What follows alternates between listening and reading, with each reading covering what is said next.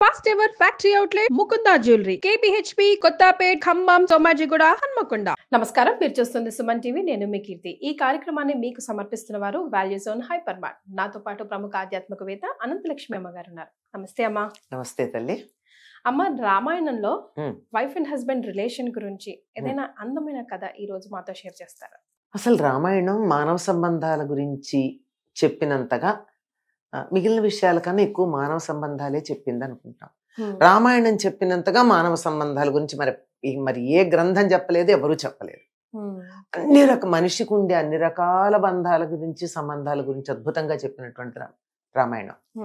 అటువంటి రామాయణంలో భార్యాభర్తల సంబంధం గురించి కూడా అద్భుతంగా ఉంటుంది.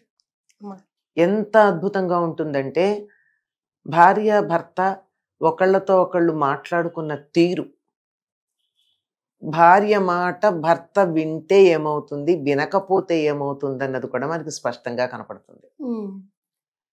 ఇక్కడ సీతాదేవి మాట విన్నాడు రాముడు, అందుకని చరిత్రకెక్కాడు. మరి సీత మాట విన్నాడు. అరణ్యవాసానికి బయలుదేరేటప్పుడు మొట్టమొదటిసారి సీత మాట్లాడడం అక్కడే ఉంటుంది రామాయణంలో. అప్పటిదాకా ఆవిడ మాట్లాడినట్టే కనపడదు మనకి. చక్కగా జీవితం హాయిగా సిరిగిపోతుంది. ప్రత్యేకం మాట్లాడాల్సిందే ఉంది. అరణ్యవాసానికి బయలుదేరుతున్నానంటే సంతోషం అంది. కాదు, నువ్వు కాదు, నేను ఒక్కడినే పెడుతున్నాను అన్నాడు. అంటే అట్లా కాదు, మా నాన్నగారు నన్ను ఎక్కడనే వెళ్ళమన్నారు. అదెట్లా భర్తకి చెప్తే అది భార్యకి వర్తించదా అని అడిగింది. ఈ రోజుల్లో లాగా అడ్మిట్ టు ఓన్లీ అనేటటువంటి ఇన్విటేషన్ వెయ్యక్కర్లేదు కదా. భర్తకి చెబితే అది భార్యకు కూడా వర్తించినట్టే. అయ్యగారిని పిలిచారనుకోండి పెళ్లికి, అమ్మగారిని ప్రత్యేకంగా పిలవక్కర్లేదు, ఇద్దరు వస్తారు. మీ ఇద్దరూ కలిసి రండి అని చెప్పాల్సిన పని లేదు. ఇది మనకి పాశ్చాత్యులు వచ్చాక మిస్టర్ అండ్ మిస్సెస్ అని రాయడం ఉందే గాని మనకి రాయనక్కర్లేదు. ఇంటి యజమాని పేరు రాస్తే కుటుంబ సభ్యులందరూ వస్తారు, ఆయన పేరు రాస్తే భార్య కూడా వచ్చేస్తుంది. కనుక అది అక్కర్లేదు కదా, చెప్పక్కర్లేదండి.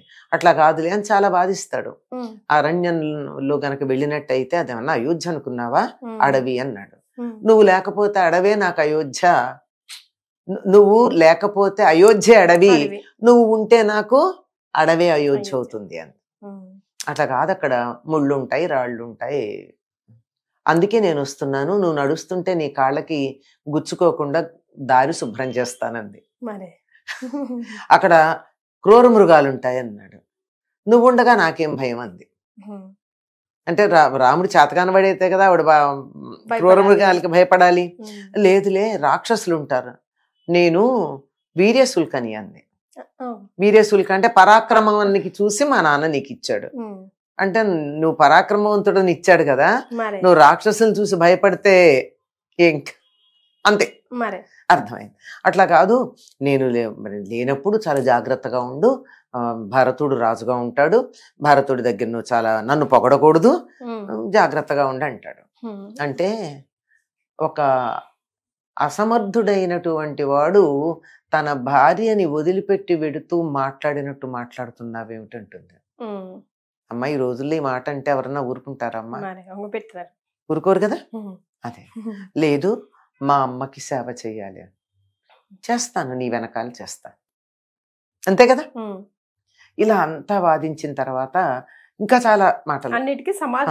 నేను వచ్చేదే, నేను అక్కడ ముని వృత్తి పాటించడానికి వస్తున్నాను, వాటికి సహకరించడానికి నేను వస్తానంది.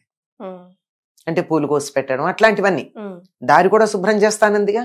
ఇట్లా అయితే ఇవన్నీ కాదులే గాని ఏది ఏమన్నా నువ్వు ఇక్కడ ఉండు, నేను వెళ్ళొస్తాను అన్నాడు. ఇంకా మాట్లాడలేకపోయాడు. మా తండ్రి గారైనటువంటి మిథిలాధిపతి అయినటువంటి జనక మహారాజు, విదేహరాజు అక్కడ చాలా ఆనందంగా ఉన్నాడు. ఎందుకంటే తన కుమార్తెని పురుష రూపంలో ఉన్న స్త్రీకి ఇచ్చి పెళ్లి చేశానని తెలియక అంది. స్త్రీ పురుష విగ్రహం అంది. సర్లే బయలుదేరు అన్నాడు. అంటే ఇక్కడ చాలా జాగ్రత్తగా మనం అర్థం చేసుకోవాల్సింది ఏమిటంటే, మామగారిని తండ్రిలాగా గౌరవించాలి. ఎప్పుడూ కూడా మామగారు తండ్రికి ఎంత గౌరవం ఇస్తారో అంత గౌరవంగాని ఒక మగవాడు తన మామగారికి ఇవ్వకపోతే అతడు మనిషిగా పరిగణించబడ్డ మన సనాతన ధర్మాన్ని అనుసరించి. మామగారిని చులకం చేసినా, తక్కువగా మాట్లాడినా, అంచేత మామగారి మాట వినాలి. పైగా ఆయన ఏం చెప్పాడు పెళ్లి సమయంలో? ఇయం సీత మమసుత సహధర్మచరీతవ ఛాయేవానుగత తదా. ఈ అమ్మాయి నా కూతురు సీత, ఇక నుంచి నీకు సహధర్మచరి, నిన్ను నీడలాగా అంటి పెట్టుకుంటుంది. అంటే రాముణ్ణి సీతాదేవి నీడలాగా అంటి పెట్టుకుంటుంది. నీడలాగా అంటి పెట్టుకున్న సీత ఎలా పెడుతుంది? ధర్మ మార్గంలో నీకు తోడుంటుంది. అంటే సీత రాముణ్ణి వదిలిపెట్టదు, రాముడు ధర్మ మార్గంలో ఉంటేనే వెంటుంటుంది. అంటే అర్థం ఏమిటి? సీతాపతి ధర్మ మార్గంలో తప్ప అధర్మ మార్గంలో ఉండడానికి అవకాశమే లేదు.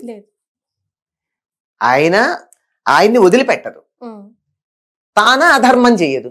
కనుక సీత గారి భర్త గారు కనుక రాముడికి తప్పు చేసే అధికారం లేదు. ఎంత బాగా ముడేశాడో చూసారా జనక మహారాజు.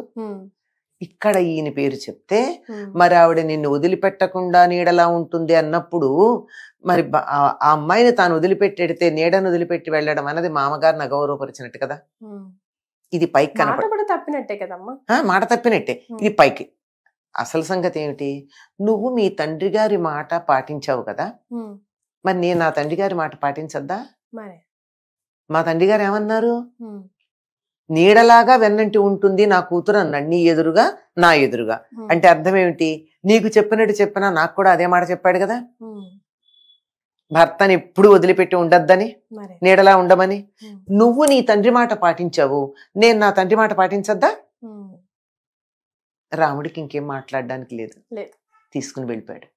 అంతే. ఇక్కడ ఇది ఈ రోజుల్లో వాళ్ళకి ఇది కొరుకుడు పడని విషయం.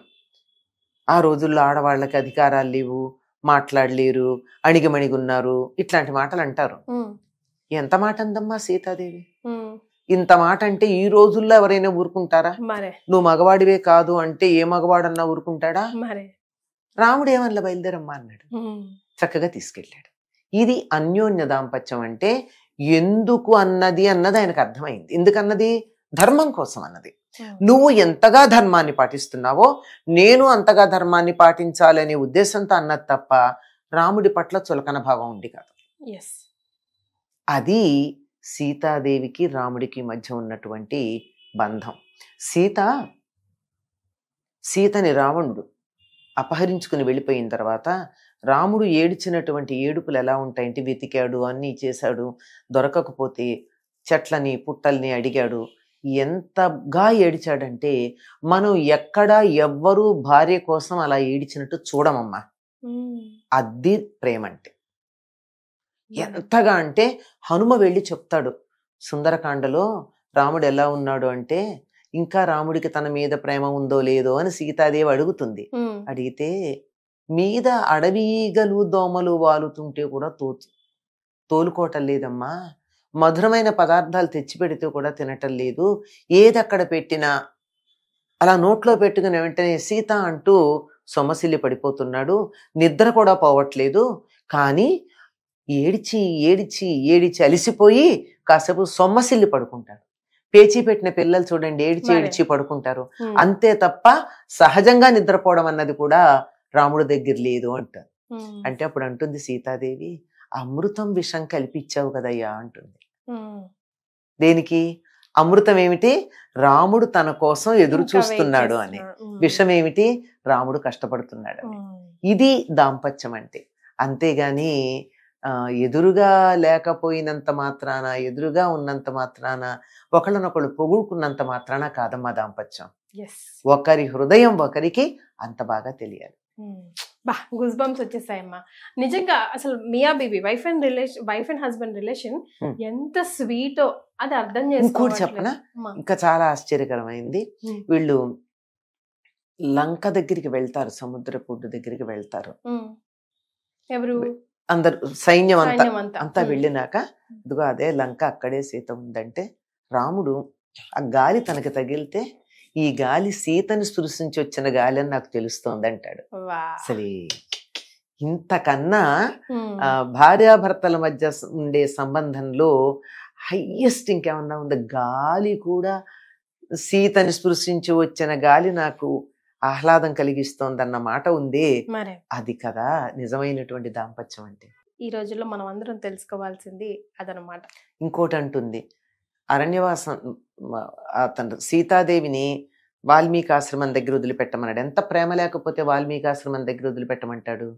వాల్మీకి దశరథుడు మంచి స్నేహితులు. అక్కడ గనక అయినట్టయితే దశరథుడు ఎంత బాగా చూసుకున్నాడో వాల్మీకి అంత బాగా చూసుకుంటాడు సీతాదేవిని.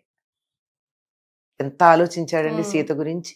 అక్కడ ఉన్నాక సీత లక్ష్మణుడితో మూర్చపోతుంది, మాట్లాడుతుంది, చాలా మాట్లాడుతుంది.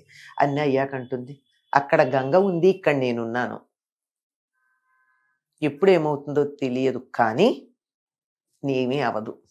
ఎందుకంటే నేను గాని ఇప్పుడు ఏ అఘాయిత్యం అన్నా చేస్తే రాముడికి వంశాంకురం ఉండదు అంటుంది.